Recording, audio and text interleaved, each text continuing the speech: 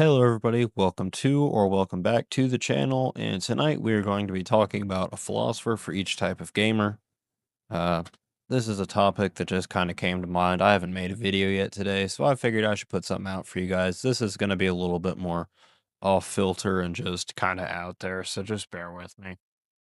So, why should gamers even study philosophy in any regard? Well, philosophy has a lot of clinically proven benefits and has been shown to be beneficial to people in many trials.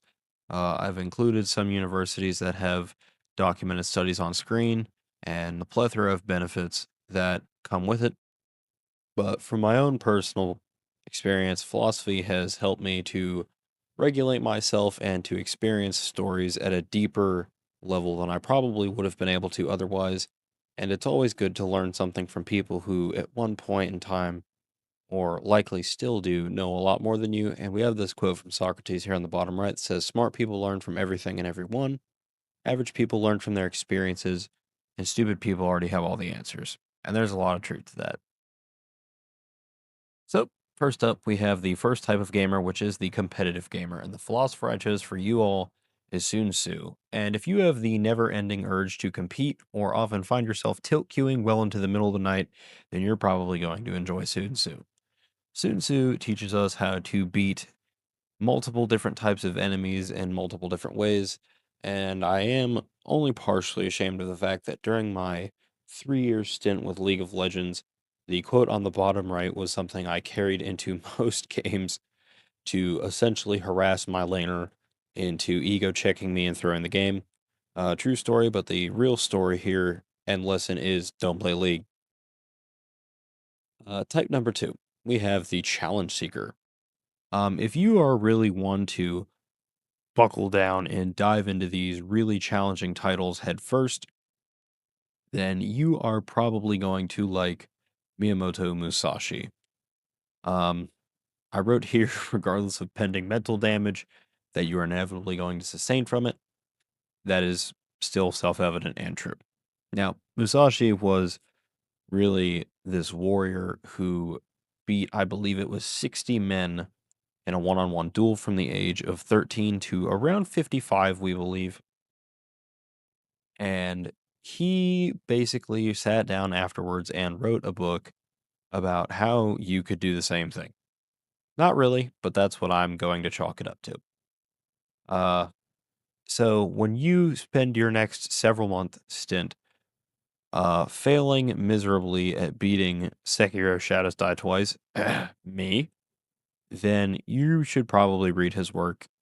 And just like it says in the bottom right, it's probably going to be difficult at first, but everything is difficult at first, especially for you.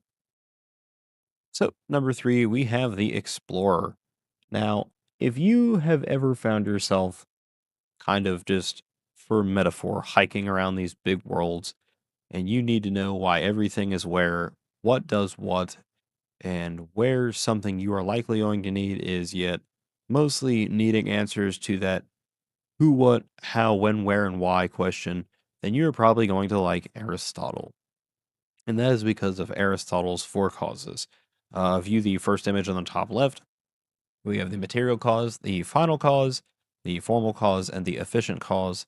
That is basically what's it made out of, what's it made for, is it designed, is it natural, and then the efficient cause. I probably missaid that a minute ago, and that is how it was made. We get it. You found another Easter egg. You tell everybody about every little thing you find, and we get it. So did he. Aristotle was a very inquisitive person, and you know what? He never let anyone else stop him from looking around. So, why on earth would you let something as measly as a sleep schedule stop you from looking around? What's another 4 hours? What's another sleepless night? If you have somehow made it this far without leaving me, please subscribe. I just want friends. I'm mostly kidding. We do have a Discord now. Please join, or Socrates is going to bully you out of your beliefs, which brings us to our next point. Number four, the socialite. And the philosopher I chose for you guys was Socrates. Uh, if you guys find yourself booting up the old Xbox, the old PC to just hang out with the bros, meet someone new, or find someone to talk to, then you are more than likely going to like Socrates because Socrates was near certainly the most social philosopher to likely ever live. And we have him cited by his students. He would often around just walk around in the market during the day and just strike up these random hour-long conversations with people. And oftentimes these would, well, I suppose whether you look at it as escalating or de-escalating into debates, that's just how it would end up. Now, Socrates invented the Socratic method, it's in the name, duh, where if somebody couldn't justify their own beliefs, he would essentially bully them into unbelieving it. And it's kind of the same way that you bully people into leaving WoW raids or leaving Genshin raids, whatever you Genshin players do. You're a breed of your own. I don't really know anything about that game, but I just know there's a lot of talkers in there. Or the same way that you get left in the far corner in VR chat. And finally, for type of gamer number 5, we have the story addict. And the philosopher I have chosen for you guys is Plato. And after your 9 million hour shift, if you find yourself really not wanting to play with your kids, you sit down, crack open what my old coworker referred to as a butch latte, and dive into a game that makes you forget about your real world problems and just what you tell everyone is escaping.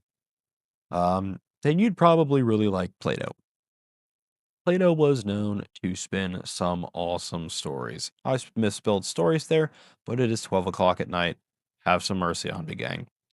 Uh, the most famous of these stories we get is the allegory of the cave, where it is three men and a fire that know nothing else until one of them gets out of the cave, sees this whole world, and comes back in and tell these guys stuck in the cave that there's all this out there, and you guessed it, they don't believe him. And bro, we get it. We just don't understand characters like you do. We don't understand the story like you do. But real stuff, you're probably a really cool guy to talk to about looking deeper. So talk to me. Please talk to me. And thank you for sitting through that. That was my midnight great idea of a video for today. And if you guys like pretty much daily philosophy content that still revolves around our video games or video games that revolves around philosophy, I haven't really decided yet, and I likely never will. Then you should join my Discord. Thank you for sticking with me. I should probably go to bed now, and if you're watching this right when I release it, then you probably should too. Go to bed. Good night.